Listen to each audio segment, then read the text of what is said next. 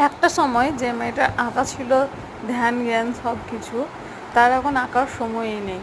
এখন হাতে কোনো কমিশন ওয়ার্ক না পেলে আর আঁকতে বসাই হয় না সেরমভাবে।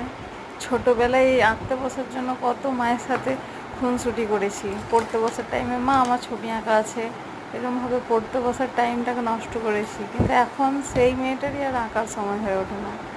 এত বড় খাতায় মাত্র একটা ছবি আমি আঁকতে পেরেছি এতদিনে, ঠিক আছে। তাও এখনও মানে প্র্যাকটিসের অভাবে এখন অনেকটাই মানে অগোছালো লাগবে হয়তো জিনিসগুলো, মানে পারফেকশন যেটাকে বলে সেটা হয়তো বোঝাবে না। বাট এই যে একটা কমিশন ওয়ার্ক পেয়েছি একটা ভাইয়ের কাছে, তো তার জন্য এই স্টিল লাইফ পেন্টিংটা করতে বসা। এই স্টিল লাইফটা করতে করতেই আমি ভাবছিলাম যে একটা সময় আমার আঁকা কতটা প্রিয় ছিল।